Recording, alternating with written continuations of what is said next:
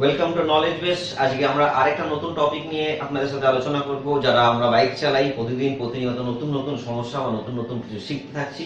তো আজকে আমরা দেখেছি যারা বাইক চালাচ্ছি তারা প্রত্যেকেই একটা অভিজ্ঞতার মধ্যে দিয়ে গেছে বহুবার, যে গিয়ার চেঞ্জ করতে গিয়ে অ্যাক্সিলারেটর ম্যাচ করতে গিয়ে মাঝে মাঝে ইঞ্জিন নক করে উঠছে। তো এই ইঞ্জিন নকিং যে ঘটনাটা, সেটা একটা যান্ত্রিক ঘটনা। সেটা কি কারণে ঘটছে বা কিভাবে ঘটে বা কি কি করলে পরে আমরা এই ইঞ্জিন নকিং এটাকে আটকাতে পারবো, বা এই ইঞ্জিন নকিং কি সত্যি আমাদের কোনো বড় রকমের সমস্যার দেখাচ্ছে কিনা, সেটাও আমাদেরকে মাথায় রাখতে হবে। তো পুরো বিষয়টা আজকে আমরা আলোচনা করব, যে একটা বাইকের বিশেষ করে 4 স্ট্রোক ইঞ্জিনের ক্ষেত্রে বাইকের মধ্যে ইঞ্জিন নক করে কেন।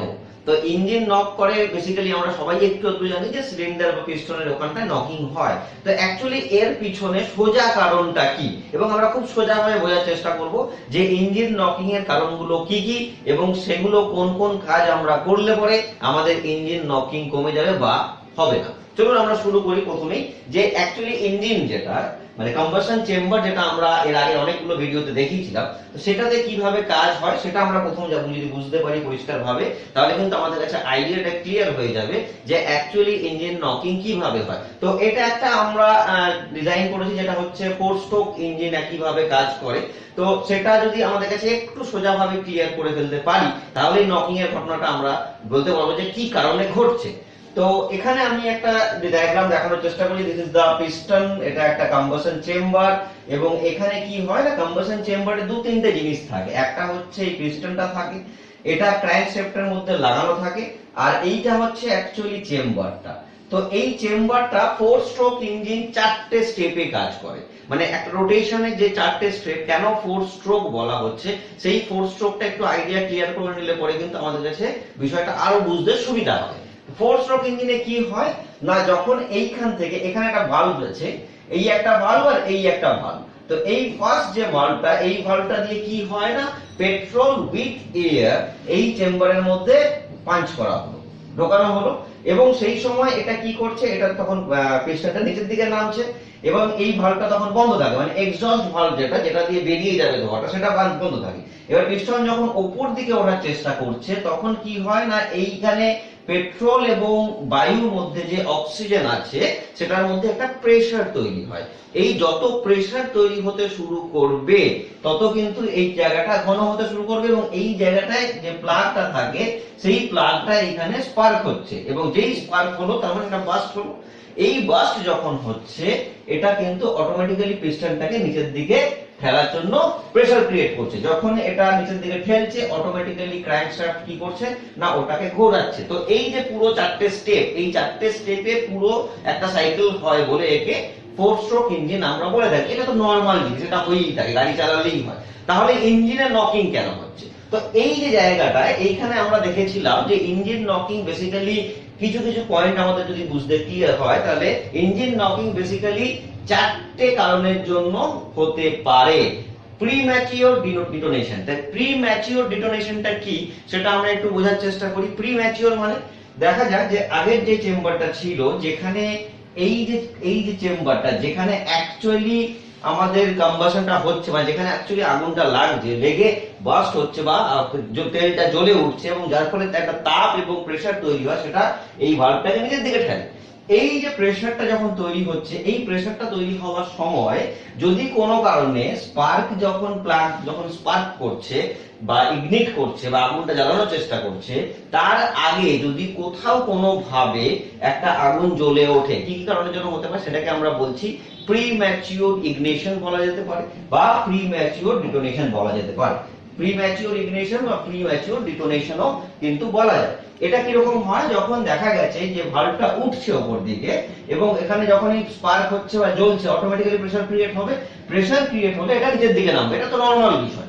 কিন্তু কোনো কারণে যদি এই প্রেসারটা যখন অনেক বেশি হয়ে যায়, এবং যেহেতু এটা কন্টিনিউয়াসলি ভেতরে স্পার্ক হচ্ছে এবং বাস্ট করছে, কম্বাসন হচ্ছে, যার ফলে একটা হাই টেম্পারেচার তৈরি হয়।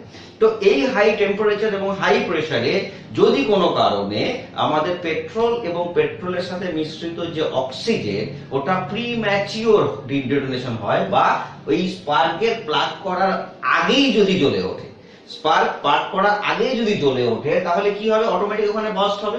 সেই যে বাস্টটা, এটা আনইভেন বাস্ট বলা হয়। এটা ঠিক মতো সিস্টেমে হলো না, আগে ঘটে গেল ঘটনাটা।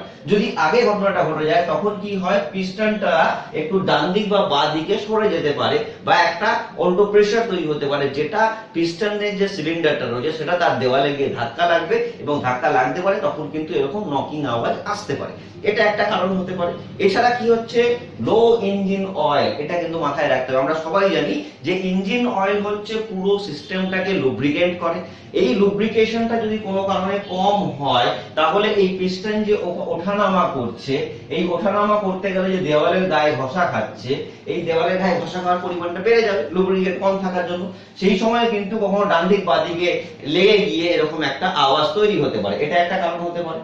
আর থার্ড পয়েন্ট যেটা, সেটা হচ্ছে ভালভ টাইমিং। আমরা অনেকেই জানি যে টাইম চেইন বলি, মানে এইখানে যে ঘটনাটা ঘটছিল, 4 স্ট্রোক ইঞ্জিনের যে ঘটনাটা ঘটছিল, এই ভালভটা খুলবে, অক্সিজেন আর পেট্রোল ঢুকবে, এখানে কম্বাশন হবে, এই ভালভটা আবার খুলবে, এখান থেকে এক্সস্ট করে যাবে বাকি ধোঁয়াটা। তো এই যে টাইমিংটা, এই টাইমিংটা কিন্তু সেকেন্ডে অনেক বেশি, 200 বার 250 বার হতে পারে আরপিএম যেটাকে বলি আমরা। তো এই টাইমিংটা যদি ঠিকমতো না হয়, কোনো কারণে কোনো একটা ভালভ যদি ঠিকমতো না অপারেট করে, টাইমিং যদি ম্যাচ না করে, এই স্পার্কের প্লাগ এবং গ্যাস পেট্রোল ইনট্যাক্ট করা এবং বাইরে এক্সস্ট করা, এই টাইমিং যদি ঠিকমতো কাজ না করে তাহলেও কিন্তু এরকম একটা নকিং আওয়াজ দেখা যেতে পারে। তাই আমাদেরকে এটাও মাথায় রাখতে হবে, এটার জন্য হয়।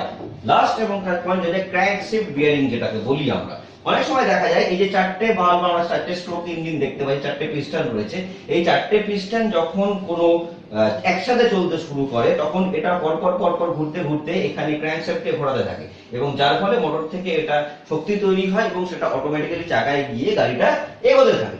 এই বিয়ারিংটা যদি, এখানে অনেকগুলো বিয়ারিং থাকে, তো এই কোনো একটা বিয়ারিং যদি প্রপারলি কাজ না করে তখন কিন্তু এই সাইকেলটা সিস্টেমেটিক হতে হবে না, এবং তখনই কিন্তু নকিং সাউন্ড আসবে। তার মানে আমরা কি কি কারণ দেখতে পেলাম, এক হচ্ছে প্রিম্যাচিওর ডিটোনেশন, একটা হচ্ছে লো ইঞ্জিন অয়েল, একটা যে ভালভের টাইমিং যেটা টাইম চেনের থেকে হতে পারে, নেক্সট হচ্ছে ক্র্যাঙ্কশ্যাফট থেকেও হতে পারে। তো এইটা আটকানোর জন্য আমরা আগে একটা ভিডিও করেছি যেখানে আপনাদেরকে ডিসক্রাইব করেছিলাম যে আপনি কি ধরনের পেট্রোল আপনার গাড়ির জন্য ব্যবহার করবেন। সেখানে একটা অকটেন বলে একটা কথা আমরা ইউজ করেছিলাম, ওই ভিডিওটা যদি দেখে নেন তাহলে অটোমেটিক্যালি আপনাদের এই প্রিম্যাচিওর ডিটোনেশন বা প্রিম্যাচিওর ইগনিশন যেটাকে আমরা বলি, সেটা কিন্তু আটকাতে আপনারা পারবেন। তো এই ছিল মোটামুটি গাড়ি কেন নকিং করে। এছাড়াও যদি আরো কোনো কিছু জানতে চান অবশ্যই আমাদের কমেন্ট করুন। Thank you.